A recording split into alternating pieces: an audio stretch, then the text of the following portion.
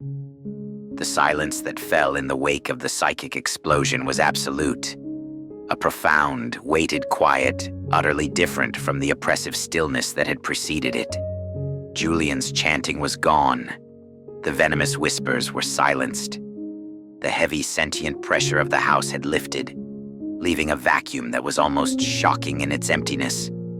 It was like living your entire life next to the roar of a factory, only to have it suddenly switch off. The quiet was nearly deafening. Charlotte, Mia, and Eleanor slowly pushed themselves to their feet, their bodies aching and trembling with the aftershocks of the released energy. The room was a wreck. Furniture was overturned. The shards of Mia's shattered oaken bowl were scattered across the floor, and in two different corners of the house lay their physical enemies. Mr. Sterling was groaning, curled up on the floor near the staircase, one hand clutching his head. Julian was completely unconscious in the study, thrown against the wall like a discarded marionette. They were neutralized, but only temporarily. "We don't have much time," Eleanor said, her voice hoarse with exhaustion but still full of authority. She pointed toward the first, faint rays of dawn beginning to pierce the large windows. "Sunrise. The Nexus will be at its most powerful. The prison is cracked. We cut Julian's anchor, but that was like severing the leash on a rabid dog. The beast is still there, and its cage is breaking." She went to the hearth. The scorpion's heart lay on the cornerstone, looking inert. But it wasn't. The fissures across its surface now glowed with a faint, sickly purple light, and a low, almost sub-audible hum emanated from it, a discordant note in the room's silence. Mia shivered. "It's pushing," she whispered, a hand pressed to her temple. "I can feel it. It's trying to get out." Acting on instinct, Eleanor grabbed the old oilcloth and carefully wrapped the stone, as if blinding it might weaken it. Severing Julian's connection enraged the Wanderer. "It's fighting. We have to move now." The first task was to deal with the men. "Charlotte, find me something to use as a binding," Eleanor commanded. "Rope, extension cords, anything." In an almost robotic state, Charlotte ran to the kitchen and returned with a coil of sturdy garden twine and a roll of duct tape. Together, they dragged the groggy Sterling and the still unconscious Julian into the walk-in pantry, their former sanctuary, and bound them securely to the support posts of the shelving units. They gagged both men with the tape. They were not murderers, but they could leave no loose ends. As the pantry door was closed and bolted, the physical threat was contained. Now it was time to face the greater one. "The ritual," Eleanor said. "Charlotte, I need you to create the main circle of protection. Start from the corner of the living room. Encompass the entire hearth area. There can be no breaks. Mia, help your mother. The focus of you both is part of the barrier." While they worked, pouring a thick line of salt and iron filings, Eleanor began to prepare their makeshift altar on the flagstones before the fireplace. She set down the wooden box and removed the items with a ritualistic reverence. The oaken bowl was broken, but Eleanor seemed to have anticipated this. She produced a simple, shallow, silver bowl. "Silver will amplify the purification," she explained. She poured the holy water into it. She placed the beeswax candles at the four corners of the circle Charlotte and Mia were creating, corresponding to the cardinal directions. She laid the rowan ash in a small ceramic dish. When the circle was complete, the air inside it felt tangibly different. It was still and heavy, like the air before a thunderstorm. "All right," Eleanor said, her voice low.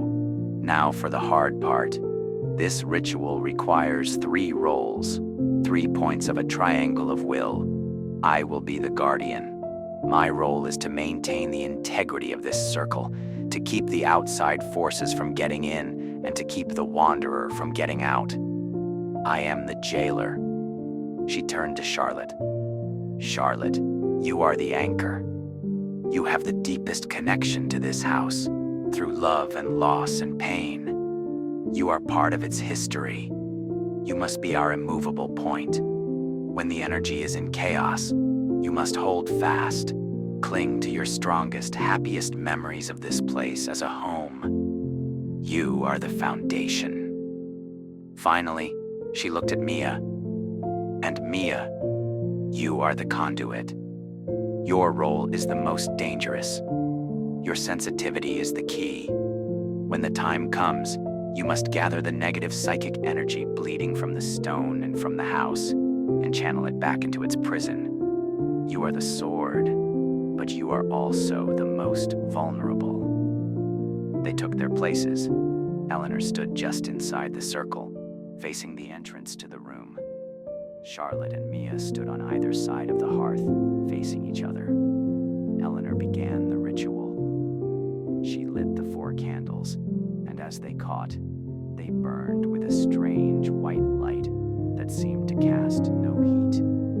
She began to chant in an ancient language, perhaps Latin or a Gaelic dialect. The words themselves seemed to have weight, to make the air vibrate. As she chanted, the obsidian stone on the cornerstone began to react. The purple light in its cracks grew brighter, and the low hum rose to a piercing whine, a sound of caged fury. And then, the wanderer began to fight back. It couldn't attack them physically, not through the circle, so it attacked their minds, where they were most vulnerable. For Charlotte, the room vanished. Suddenly she was in Ethan's crushed Mercedes. The smell of gasoline and blood was overpowering. She was in the passenger seat, looking at her husband, slumped over the wheel, surrounded by shattered glass.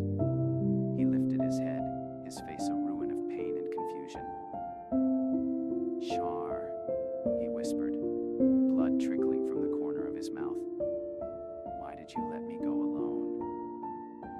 Guilt washed over her. A black tsunami that threatened to drown her, to break her concentration, to shatter her anchor. Simultaneously, Mia was assaulted. For her, the room became a nightmare of sound and image. All the other voices returned at once, a cacophony of mockery. "Weak! You're going to fail! You'll die just like your father! Your mother will hate you for not saving her!" She saw hundreds of glowing eyes swirling around her, distorted faces laughing at her. The sensory assault was so intense she staggered, nearly falling, her focus as the conduit shattering. Eleanor, the guardian, felt them faltering. The salt circle began to vibrate. "Hold fast," she cried, her voice strained with effort. "It's trying to divide you. Anchor each other." Her words pierced the illusions. Charlotte, hearing Mia's choked sobs, found something even stronger than her guilt, a mother's love. She fought her way out of the vision of the car. "I'm here, Mia," she yelled, her voice a lifeline. "You are not alone. I am here." She reached out across the ritual space and clasped her daughter's hand. The physical touch jolted Mia out of the psychic storm. She saw her mother, saw Eleanor, saw the burning candles. She found her footing. Together they pushed back against the assault, their strengths intertwined. "It is time!" Eleanor shouted over the rising shriek of the stone. "It is at its weakest. Mia, now, be the conduit, gather its energy and push it back." This was Mia's ultimate test. She took a deep breath and did the seemingly impossible. Instead of shielding herself from the malevolent energy, she opened herself to it. It was like standing in the mouth of an open fire hydrant, a torrent of cold, hateful energy. The wanderer's rage, the residual misery of the other spirits, the psychic rot of the house poured into her. It was pure agony, but she stood firm, acting as a living conduit for the storm. But the force was too great. She felt herself being torn apart from the inside.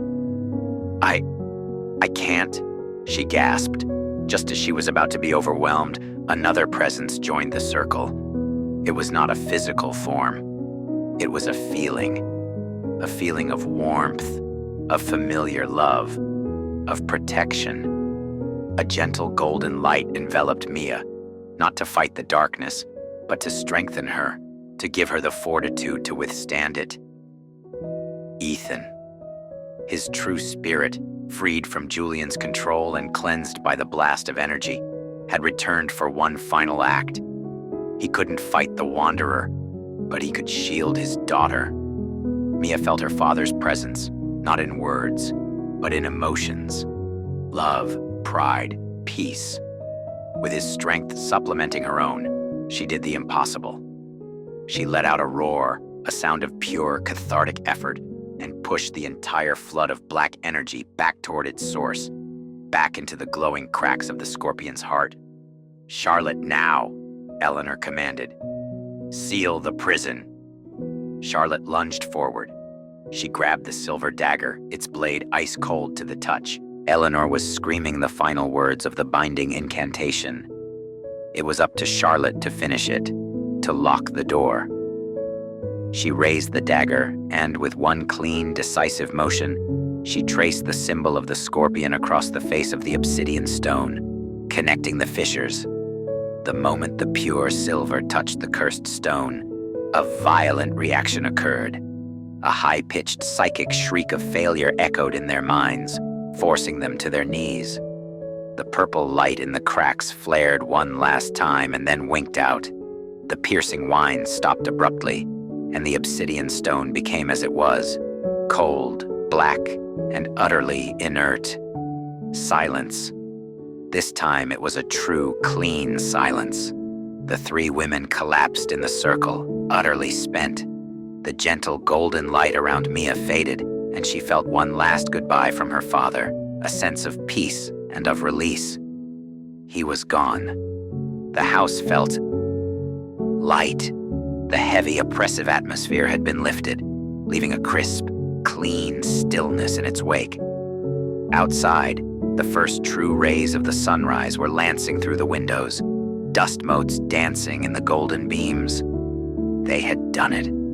They had won. They lay there for a long time, simply breathing. Charlotte crawled to Mia and held her, both of them shaking with exhaustion and relief. Eleanor sat up slowly, her face etched with fatigue, but also a grim satisfaction.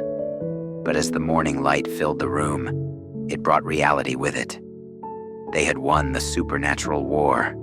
The human one, however. Their peace was shattered by a sound, a low, rhythmic thump, thump, thump. It was coming from down the hall. It was coming from the pantry door. Julian and Sterling were awake. Charlotte, Mia, and Eleanor looked at each other. The fight wasn't over.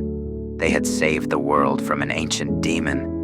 Now they had to decide what to do with the monsters of flesh and blood locked in their closet, and what to do with a cursed artifact, now resealed but still present, a silent time bomb sitting in the middle of their living room.